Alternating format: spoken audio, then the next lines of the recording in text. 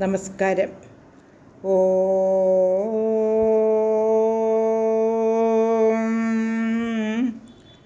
ഓം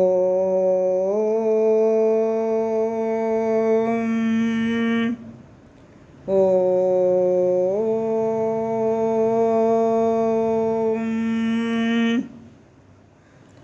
കുജനം രാമ രാമേതി മധുരം മധുരാക്ഷരം ആരുഹ്യ കവിതാശാഖാം വന്ദേ വാൽമീകികോകിലം.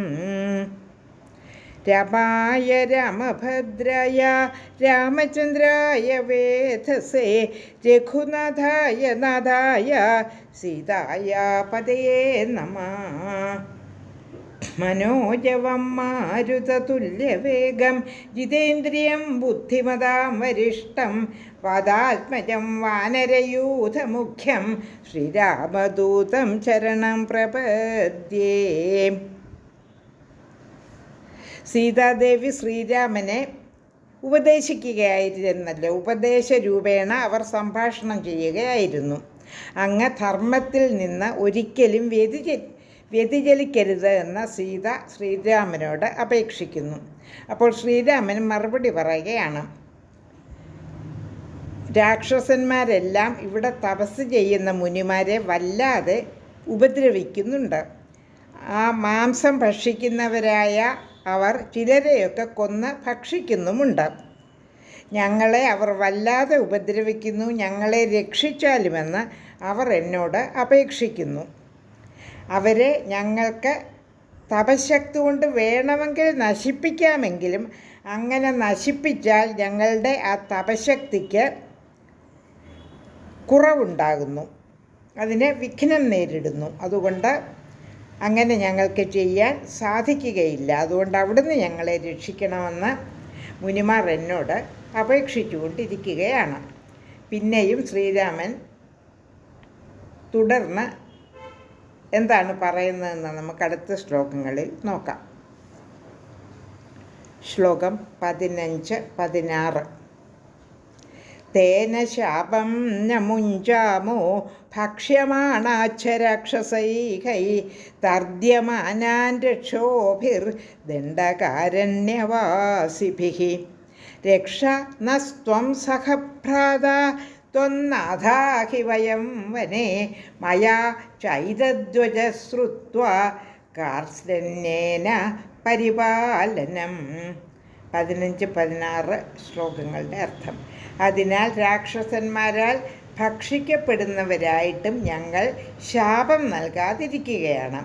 ദണ്ഡകാരണ്യത്തിൽ വസിക്കുന്ന രാക്ഷസന്മാരിൽ നിന്ന് പീഡനം അനുഭവിക്കുന്നവരായ ഞങ്ങളെ അങ്ങ് ഭ്രാതാവിനോടുകൂടി രക്ഷിച്ചാലും വനത്തിൽ ഞങ്ങൾ ഭവാൻ മാത്രം നാഥനായിട്ടുള്ളവരാണ്. അതായത് അങ്ങ് മാത്രമേ ഞങ്ങൾക്ക് നാഥനായുള്ളൂ. ഇങ്ങനെയൊക്കെ മുനിമാർ അപേക്ഷിക്കുന്നു.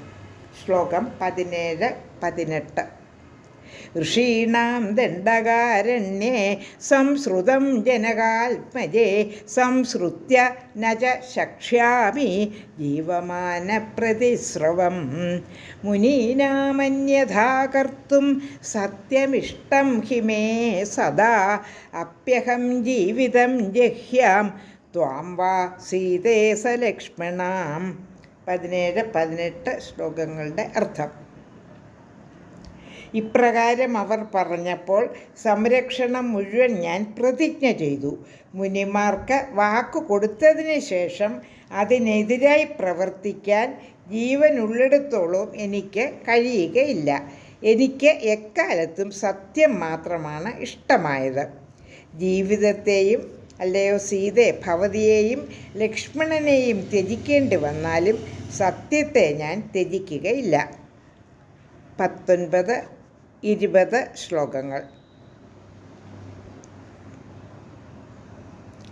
നതു പ്രതിജ്ഞാം സംസൃത്യ ബ്രാഹ്മണേഭ്യോ വിശേഷതഃ തദവശ്യം മയാ കാര്യം ഋഷീണാം പരിപാലനം. അനുക്തേനാപി വൈദേഹി പ്രതിജ്ഞേയാ കഥം പുനഃ മമ സ്നേഹാച്ച സൗഹാർദ്ദാം ഇദമുക്തം ത്വയാ വചക. 19-20 ശ്ലോകങ്ങളുടെ അർത്ഥം. വിശേഷിച്ചും ബ്രാഹ്മണർക്ക് വേണ്ടി ചെയ്ത പ്രതിജ്ഞയെ ലംഘിക്കയില്ല. ഋഷിമാരെ പരിപാലിക്കാൻ അവർ ആവശ്യപ്പെട്ടില്ലെങ്കിൽ കൂടി അത് എൻ്റെ കർത്തവ്യമാണ്. പ്രതിജ്ഞ ചെയ്തിട്ട് പിന്നെ പറയാനുണ്ടോ? എന്നോടുള്ള സ്നേഹം കൊണ്ടും നല്ല മനസ്സുകൊണ്ടുമാണ് ഭവതി ഇത് പറഞ്ഞത്. ശ്ലോകം 21.